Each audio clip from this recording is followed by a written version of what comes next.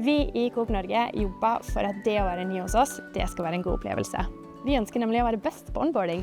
Vi har nemlig et HR-system som hjelper ledere å gi nye medarbeidere en god start. Det innebærer at alt fra PC og tilganger er klargjort til første arbeidsdag, til at det er satt opp bli kjent-samtale med de nye kollegaene dine. I tillegg kan du gjennomføre flere digitale introduksjonskurs i læringsuniverset vårt Coop-skolen. Og du har mulighet til å melde deg på en hel uke med introduksjonsprogram sammen med flere av dine nye kollegaer. Her får vi besøke blant annet Samvirkemuseene. Vi får besøke en av butikkene våre, lager- og logistikkenhetene våre i Oslo-området. Og du får bli kjent med virksomhetsområdene våre på en helt unik måte. Som du hører, så jobber vi for at det skal være både spennende og givende å være nyansatt i Coop Norge. Og nå skal vi høre litt om hva noen av våre medarbeidere synes. Hei Gina. Hei Simen. Hei Ole. Velkommen til Coop, bør jeg vel si. Du har jo vært i Coop-systemet i godt over 7 år. Nå er jo det snart 3 år siden du begynte i Coop, stemmer ikke det? Det stemmer. Men for litt under 2 år siden så gikk du fra butikk til fellesorganisasjonen Coop Norge. Hvordan synes du det var å gå fra butikk til administrativ kjededrift? Jeg synes det har vært en veldig spennende overgang.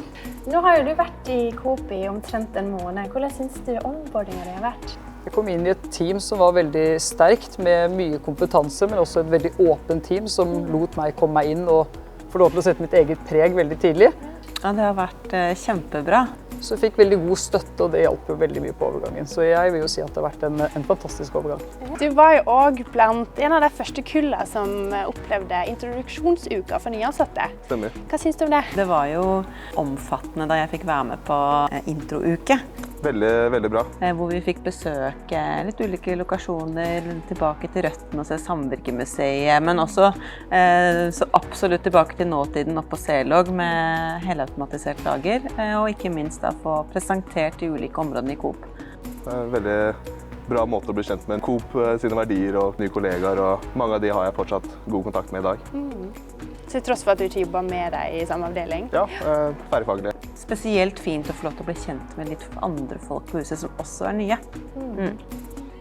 Ja, hva synes du har gitt mest verdi i oppstarten da? Det å få oversikt over organisasjonen Coop og forstå den, det synes jeg var overveldende første dagen, men nå har jeg fått litt bedre grep om det.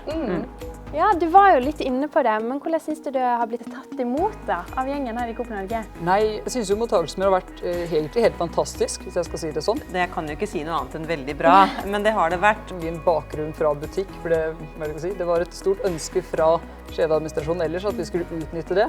Og da fikk jeg mye tillit til å være med på flere store prosjekter og større prosesser, så jeg fikk jo et godt spark i bakken med en gang egentlig. Og jeg sitter med følelsen av at alle som har møtt meg har lyst til å unne meg suksess, og at jeg skal lykkes. Det er godt å vite, og det gir en trygghet da. Nå har du vært i Coop en god stund. Hva vil du trekke frem som det beste med å jobbe i Coop? Det beste med meg er hvordan Coop satser på sine ansatte og gir dem karrieremuligheter. Blant annet jeg startet på ID Service Center, og nå jobber jeg som data engineer på integrasjonsavdelingen. Det er litt av en reise. Ja, det er veldig spennende. Veldig glad for å få de mulighetene jeg fikk her. Ja.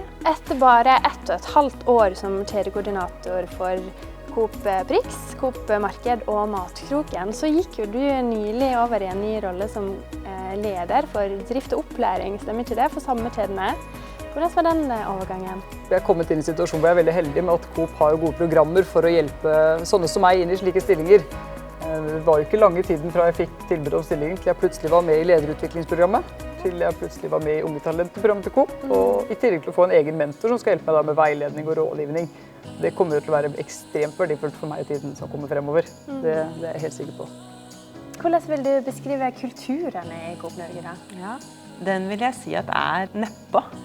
I form av at folk er jordnære og hyggelige. Folk vil hverandre vel, men også veldig kompetent. Det er mye kunnskap her, og det har jeg allerede hatt stor glede av å få lov til å diskutere fag med andre som også kan mitt fag. Ja, men sånn helt avslutningsvis, hva vil du si til de personene som vurderer å søke på en jobb her hos Coop Norge? Jeg vil si at hvis du velger å søke på en jobb i Coop Norge, så kommer du inn til et fantastisk område med fantastiske ansatte. Helt klart, gjør det. Det er mange muligheter for alle og enhver. Jeg finner en arbeidsgiver som satser på deg faglig og personlig. definitivt en oppfordring fra meg til å søke jobb i Coop Norge hvis du har muligheten. Ja, men så bra. Tusen hjertelig takk for praten. Bare hyggelig.